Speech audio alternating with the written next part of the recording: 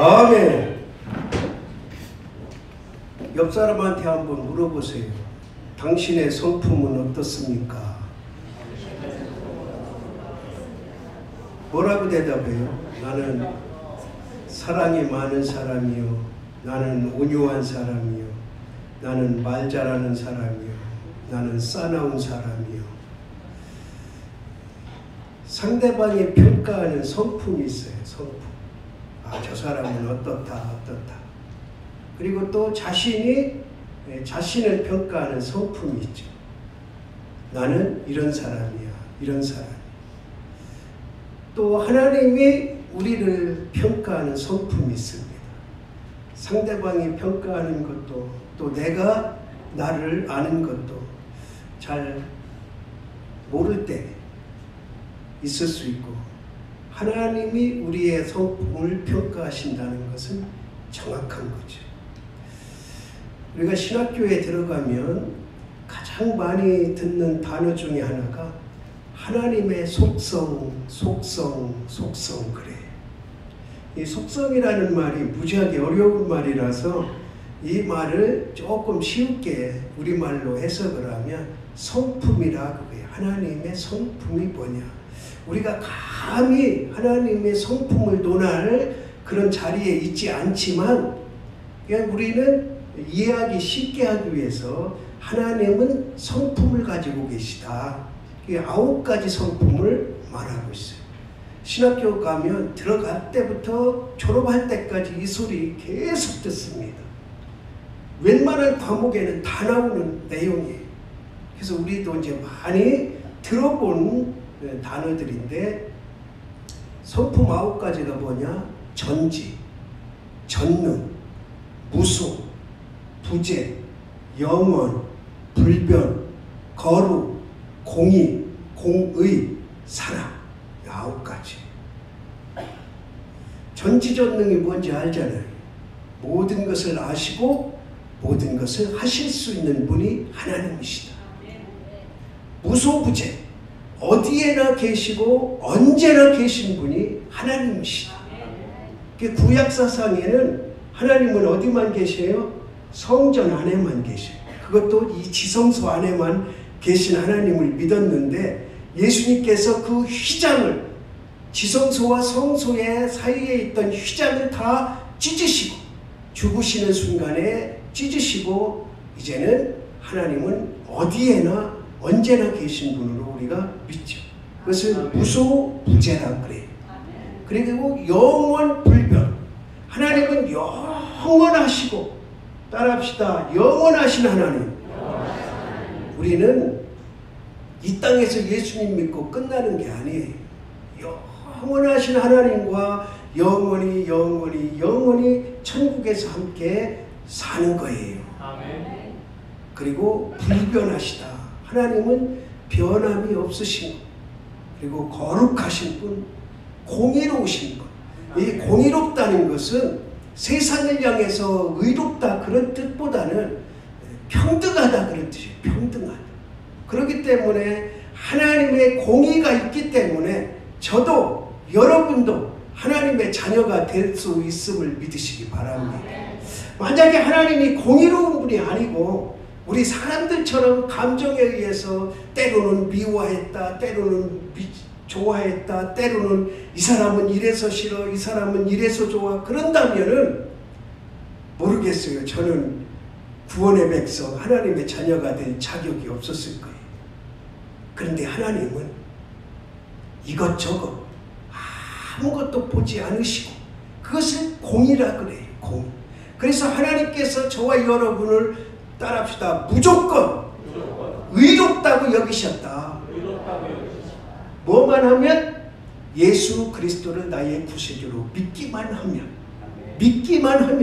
예수님을 구세주로 믿기만 하면 너는 죄가 없어. 너는 의로운 사람이야. 그러니 너는 내 자녀가 될 자격이 있어. 이렇게 인정해 주시는 거예요. 그것을 공의라 그래요.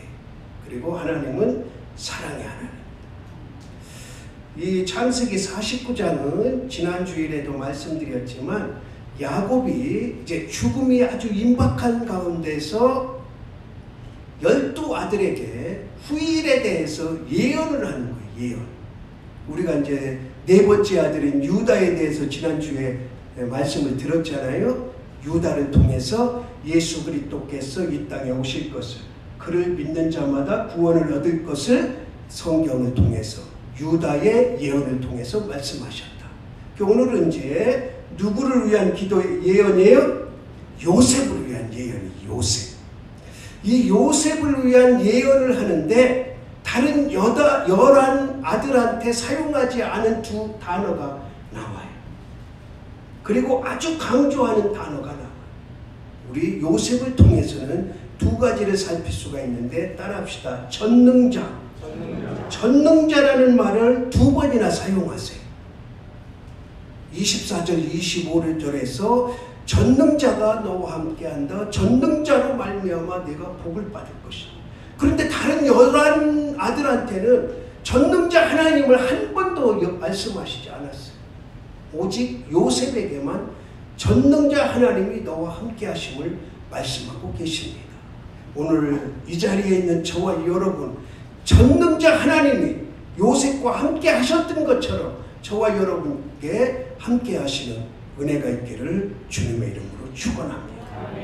우리는요, 전능자의 힘으로 살아가야 돼요. 전능자의 능력을 힘입어 살아가야 돼요. 전능자가 주시는 은혜로 살아가야 돼요. 내 힘과 내 능력으로 살아갈 수 있지만 빨리 지치고 쉽게 지치고 낙심하고 좌절해. 그런데 전능자의 힘으로 살아가면 지쳤다가도 다시 일어날 수 있고 낙심했다가도 다시 회복될 수 있고, 이게 누구의 힘? 전능자 하나님의 힘인 거예요. 그 요셉에게만 특별히 전능자라는 단어를 2번이나 쓰시고 있다. 그 다음에 아주 강조하는 내용이 있는데, 단어가 있는데 따라합시다. 복. 복.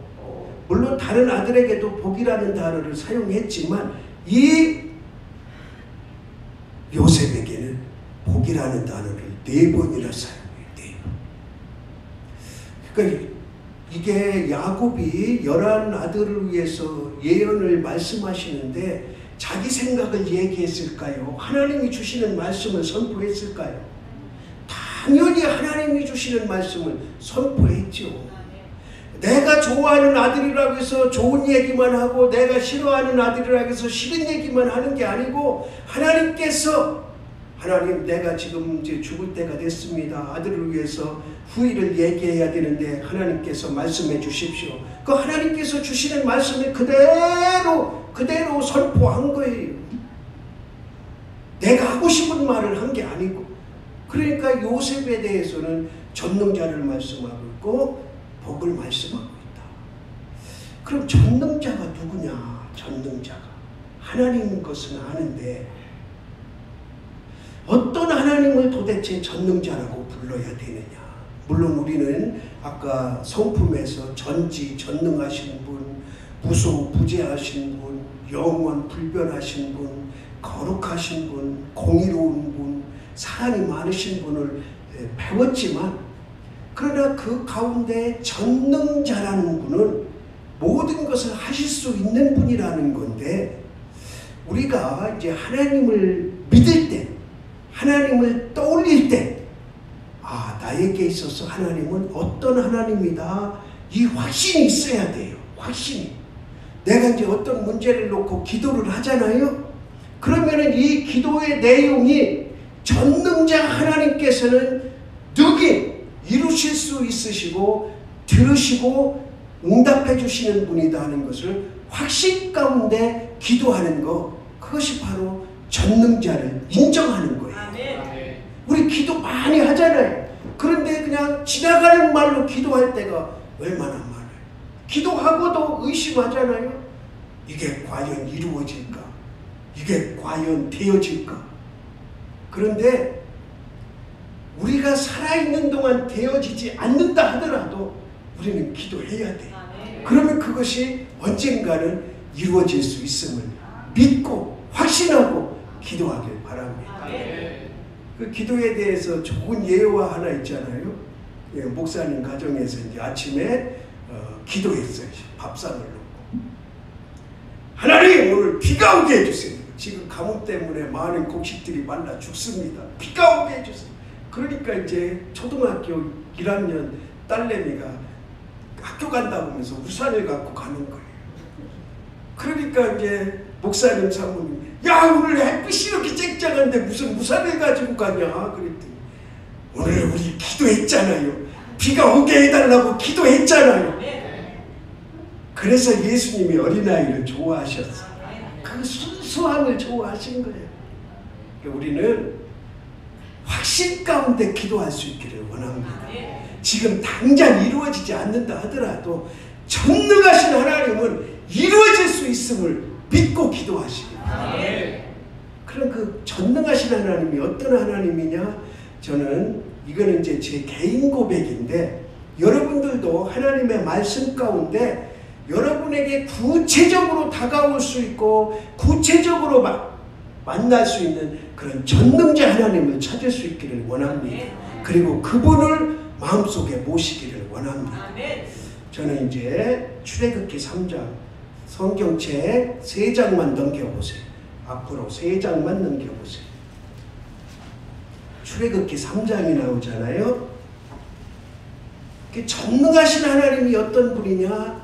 제가 고백하는 하나님, 제가 믿는 전능하신 하나님은 이런 분이다는 거예요. 7절 한번 보겠습니다. 7절 같이 한번 했습니다. 시작.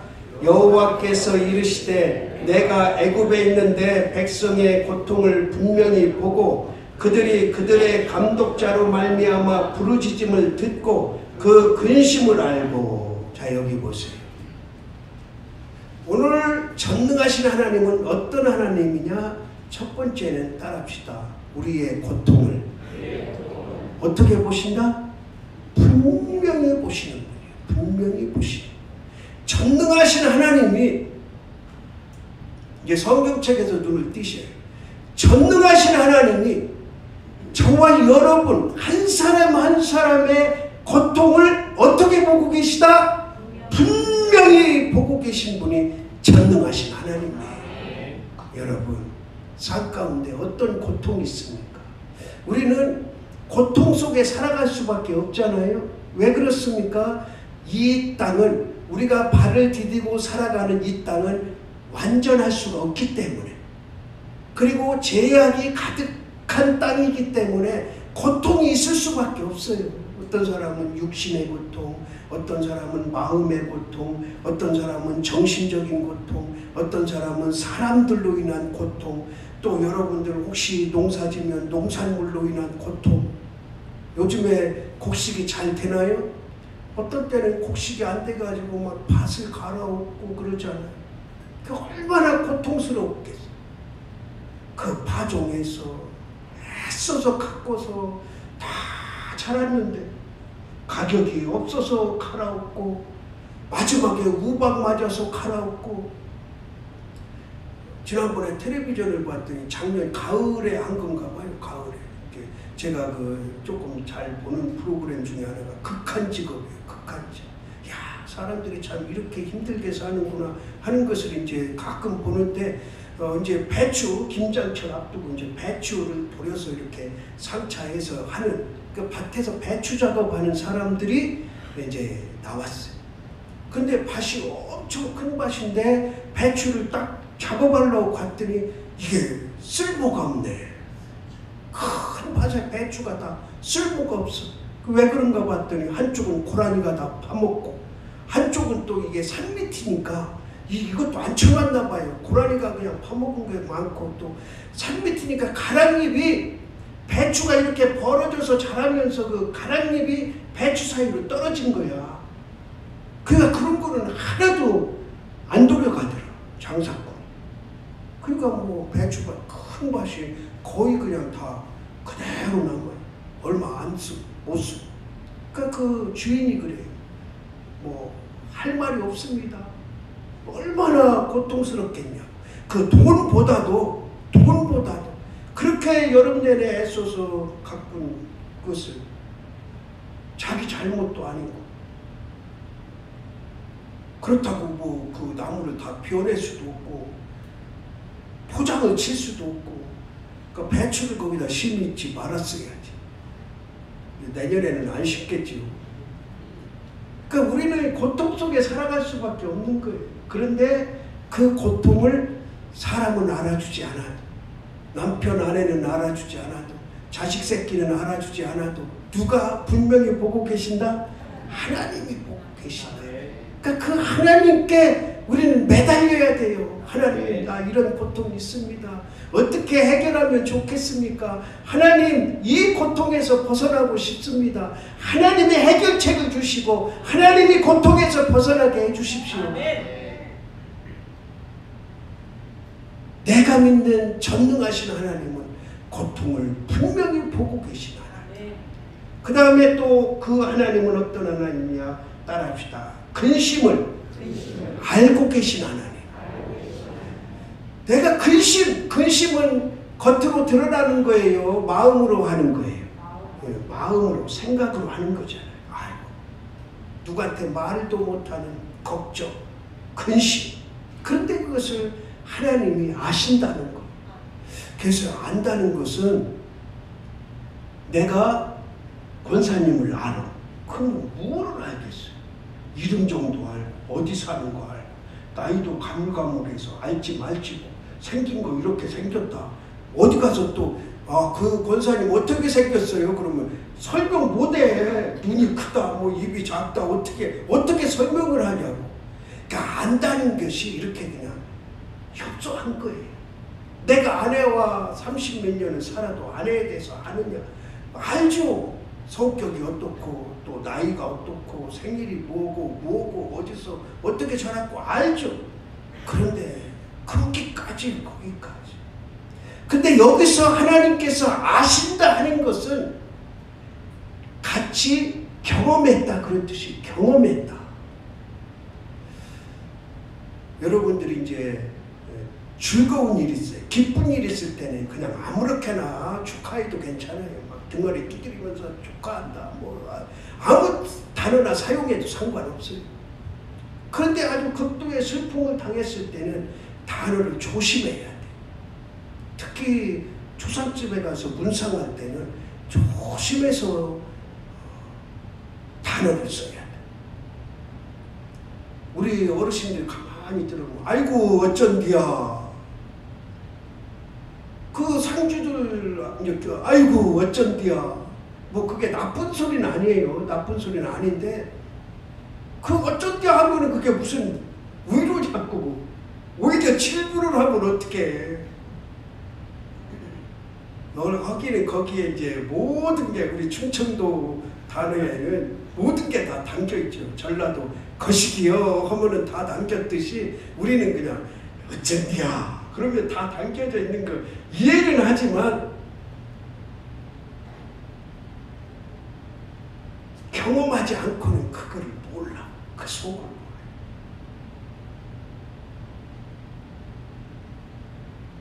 병도 마찬가지고 어떤 것이든 그것을 내가 경험하지 않고는 안다고 할 수 없는 거예요. 안다고 할 수 없는. 내가 여러분들 속에 들어가 보지 않고는 여러분을 안다고 할 수 없어요. 여러분, 누가 저한테 목사님 장학교회 성도들 다 알죠? 그럼 제가 뭐라고 대답해야 돼요? 아, 다 알지. 다 알지. 저는요, 눈 감으면 여기서부터 쭉 이름 다 알아요. 그래서 새벽기도 할 때 이제 여기서부터 쭉 이렇게 이제 눈 감고 한 사람 한 사람 떠올리면서 기도해요. 근데 거기까지. 여러분 집에 숟가락 몇 개 있는지 젓가락 몇 개 있는지 몰라. 그 사실은 이게 아는 건 아니에요. 그냥 피상적으로 겉으로만 아는 거지. 그런데 하나님이 우리의 근심을 아신다는 것은 내가 이 근심을 가진 것을 하나님은 경험을 통해서 아신다는 거예요. 경험을 통해서. 그것을 똑같이 경험해봤다는 그 소리예요. 그러니까 대충 아는 거, 내가 여러분을 아는 정도가 아니고 나의 모든 근심을 아주 세밀하게 아시는 그것을 근심을 안다. 그러니까 우리가 전능하신 하나님을 알 때 이런 하나님을 믿는 거잖아요. 대충 겉만 아는 하나님이라면 우리가 어떻게 내 인생을 맡기겠어요? 근데 나의 모든 것, 속속들이 다 경험적으로 아시는 분이에요. 여러분이 있는 고통과 여러분이 가지고 있는 근심, 그것을 하나님이 분명히 보고 알고 계심을 믿으시기 바랍니다. 그러면서 어떤 하나님이냐? 그들의 감독자로 말미암아 부르짖음을 듣고, 그러니까 지금 이스라엘 백성들이요, 이 감독자들로 인해서 피폐한 삶을 사는 거예요. 죽지 못해 사는 거예요. 일제의 사도 광산에 끌려가서 일하듯이 사는 거예요. 내가 돈 벌려고 광산에 가서 일하는 게 아니고 억지로 끌려가서 사도 광산에 가서 일하는 그런 심정으로 지금 살고 있는 거예요. 감독자들이 채찍 휘두르고 발로 밟고 질질 끌고 다니면서 일을 시키고 있는 상황이에요. 그래서 감독자로 말미암아 참다 누구를 찾아요? 전능자 하나님을 찾는 거예요. 전능자 하나님. 아멘입니까? 아멘.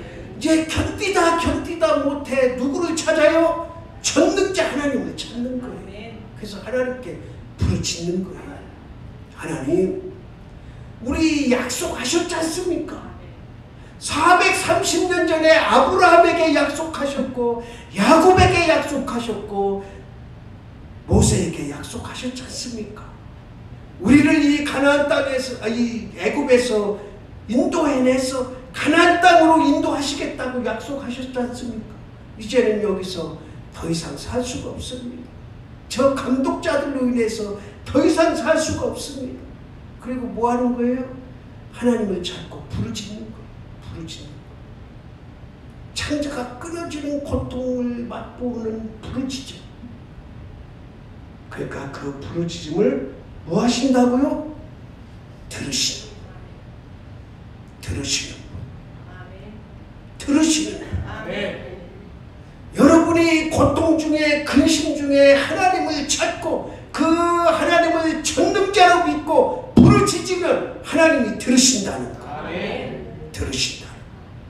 그러니까 요 말씀에서만, 우리가 요 말씀에서만 한정해서 말씀을 드리면 부르짖지 않으면 안 들으신다는 거. 여기서는 물론 하나님은 미세한 음성 가운데도 들으시고 응답하세요. 분명히 그거는 성경에 있어요. 근데 이 상황 속에서 감독자로 말미암아 지금 피폐한 삶을 살고 있는 가운데서는 미세한 음성은 안 된다는 거예요.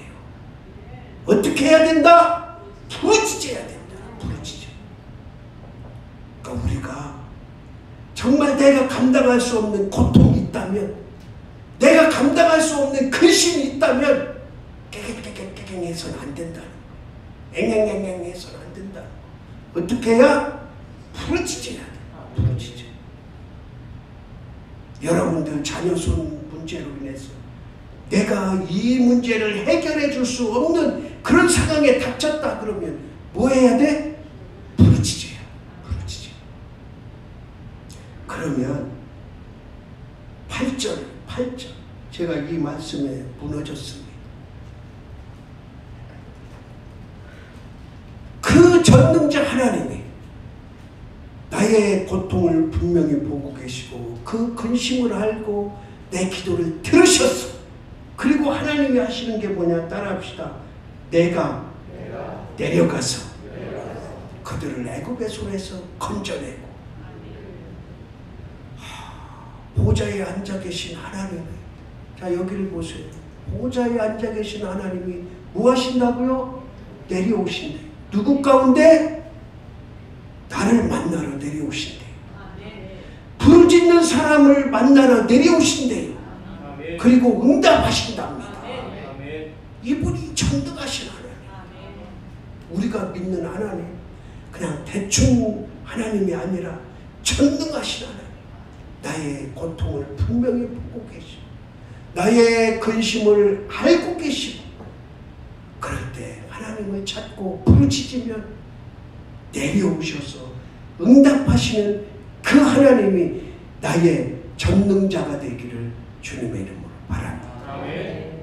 내려오셔서 어떻게 하느냐? 다시 49장으로 가세요. 49장 25절 한번 같이 읽습니다. 시작. 내 아버지의 하나님께로 말미암나니 그가 너를 도우실 것이요 전능자로 말미암나니 그가 내게 복을 주실 것이라. 위로 하늘의 복과 아래로 깊은 샘의 복과 젖먹이는 복과 태의 복이로다. 아멘. 하나님께서 내려오셔서 그 전능하신 하나님께서 내려오셔서 복을 주시는 복을 어떤 복을 주시느냐? 따라합시다. 위로 하늘의 복. 위로 하늘의 복. 이 위로 하늘의 복은 문자적으로 하면 이슬, 비, 햇빛이. 지금 중동 지역에는 이슬과 비가 없으면은 많지 않기 때문에 지금도 다 광야 사막지대가 많지만 이게 없으면은 이른 비, 늦은 비가 없으면은 곡식을 뿌릴 수도 없고 자라지도 않아요. 그러니까 위에서 하나님께서 내려 주셔야만 먹고 살 수 있는 거예요. 우리 옛날에 천수답 생각하면 돼요. 천수답. 비가 와 줘야만 벼를 심을 수 있는 논. 그래도 우리나라는 비가 이렇게 가끔 자주 오고 하니까 크게 문제가, 천수답도 크게 문제가 안 되고, 농사 못 짓고 벼 못 심어서 묵힌 논은 제가 본 적이 없어요. 천수답도 어떻게 해서라도 다 심지. 근데 이 땅은 그렇지 않아요. 하늘에서 하나님께서 지금도 마찬가지로 비와 이슬과 햇빛을 주지 않으면 농산물을 지을 수가 없어요. 그러면은 위에서 내려오는 비, 이슬, 햇빛은 영적으로 무엇을 의미해요? 성령님을 의미하는 거예요. 성령님. 그러니까 우리의 진정한 도움자, 우리의 진정한 동행자는 오직 성령님 한 분이심을 말하고 있는 거예요. 우리에게 가장 귀한 복은 위로부터 내리는 복임을 믿으시기 바랍니다. 그 다음에 두 번째로 아래로 깊은 샘의 복이에요. 그 지역은 물이 없기 때문에 샘이 얼마나 많으냐, 샘이 얼마나 깊으냐에 가지고 부자다, 부자가 아니다 나뉘어지는 거예요. 왜 그러냐면 대부분 이제 유목민이잖아요. 양, 염소 이런 것을 이제 키우는데 양, 염소가 아무리 많으면 뭐예요? 마실 물이 없는데, 짐승에게 줄 물이 없는데, 그러니까 키우고 싶어도 못 키우는 거죠. 그러니까 이 물은 성경에서 뭐라고 말해요? 생명수라고 말해요. 생명수. 그 생명수는 누구를 의미할까요? 예수 그리스도. 깊은 샘의 물은 예수 그리스도와 동행하는 것임을 믿으시기 바랍니다. 그런데요, 예수님께서 우리에게 값없이 이 생명수 생물을 마음껏 마시도록 열어놓으셨다는 거예요. 어떤 조건이 있는 게 아니고, 내가 값을 치러야 되는 게 아니고, 무조건 예수님께로 오기만 하면 예수님께서 가난 목을 죽일 수 있도록 마음껏 생명수를 마실 수 있게 하신 그 은혜가 있다는 것을 성경은 말씀하고 있습니다. 그 다음에 아래로 깊은 샘의 복과 젖먹이는 복과 태의 복, 이건 이제 하나의 복인데 자손이 번성하는 것을 말하는 거예요. 자손이 번성하는 거. 뭐 우리나라 상황은 더 말할 것도 없고,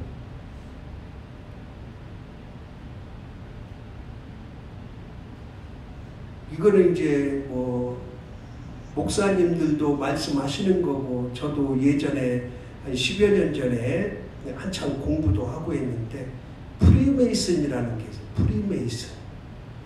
이 단체인데, 여러분들 미국 달러에 보면 이렇게 세모진데 요만한 눈깔 같은 게 있어요. 눈깔. 그게 프리메이슨의 상징이다. 이제 그런 말들도 하는데 사실인지 아닌지 확실치는 않아요. 근데 무슨 말이 들리냐면 이제 프리메이슨은 세계 지도자들, 뭐 정치, 경제, 종교 지도자들을 이렇게 이제 최상위에 있는 사람들을 모집한 게 프리메이슨인데, 우리나라도 이제 뭐 정권에 있는 사람들, 또 교회, 큰 교회 목사들 다 거기 들어있다고 이제 그런 기사들 있어요. 근데 거기서 주장하는 게 뭐냐면 전 세계 인구를 지금에서 3분의 1로 줄여야 된다. 지금 72억, 73억 정도 인구 되잖아요. 그러니까 그 사람들 주장으로 하면 약 20억 정도 인구만 있으면 된다. 왜 그 논리가 뭐냐? 이 지구상에 20억 인구가 살아가야 한 사람당 땅도 넓고 먹을 것도 마음껏 먹고 부딪히지 않고 그렇게 살아갈 수 있다고 주장을 해요. 이게 전혀 신앙적인 게 아니죠. 이게 뭐 어느 선까지가 사실인지는 확실치는 않지만 그 프리메이슨이라는 단체가 있다는 것은 거의 사실적이에요. 근데 하나님의 신앙적이고 하나님의 뜻은 뭐냐? 따라합시다. 번성하는 것이다. 번성하는 것이다. 왜 그러냐면 자연적으로 죽잖아요. 근데 지금은 이제 의학이 아주 발달을 하다 보니까 수명이 길어져서 인구가 조금 늘어나기는 하지만, 그러나 나면 죽고 이게 이제 순리인 거예요. 순리. 앞으로는 과학이 얼마나 발전할지를 모르겠는데, 지금 뭐 돼지 심장을 갖다가 이제 사람에게 이식하고 막 이러잖아요. 이런 거는 좀 안 했으면 좋겠어요. 하나님의 뜻에 반하는 거예요. 바벨탑을 지금 자꾸 쌓아가는 거예요. 이게 언제 하나님이 이제 흐트럴지 모르는 거죠. 우리는 지금 이런 세상에 살고 있는데, 여기서 말하는 태의 복과 젖먹이는 복은 자손의 번성을 말하는 거예요. 자손의 번성. 그것이 그 당시에는 노동력이에요. 노동력. 지금 우리나라도 마찬가지로, 우리나라는 왜 그러는지 나는 모르겠는데 필리핀 이모라는 표현을 써요. 가사도우미를 이제 몇 명, 200명인가요? 이렇게 이제 공식적인 노동력으로 이제 데려왔는데, 싱가포르나 홍콩에서는 이미 필리핀 이모들을 썼는데 싱가포르에서는 40-50만 원 한 달에, 홍콩에서는 100만 원 미만. 근데 우리나라는 220만 원을 준대요. 왜 그러나 모르겠어요. 우리가 홍콩보다 특별히 싱가포르보다 잘 살지도 않는데 오히려 그 나라들이 우리나라보다 더 잘 살 수 있는 게 왜 그러나 모르겠어요. 그러니까 노동력이 없으니까 자꾸 이렇게 이제 이런 정책들을 쓸 수밖에 없는데, 이 자손 번성이라는 건 이 당시에는 가장 큰 복 중에 큰 복이에요.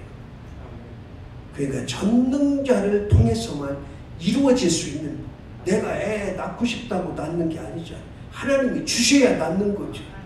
그러니까 이 오늘 말씀을 통해서 하나님께서 요셉에게 주신 이 말씀, 전능자를 우리는 찾아야 되고, 전능자께서 주시는 은혜를 받고 살아가야만 그것이 정당한 우리 하나님의 자녀된 삶이다 하는 것을 다시 한번 심령에 담고, 전능자, 여러분이 고백하는 전능자가 심령에 살아있기를 주님의 이름으로 바랍니다. 아멘. 하나님 아버지, 우리는 연약함 속에서도 하나님을 찾습니다. 그 은혜 가운데 있게 하시며 하나님께 영광 돌리는 삶으로 나가게 하옵소서. 예수 그리스도의 이름으로 기도드리옵나이다.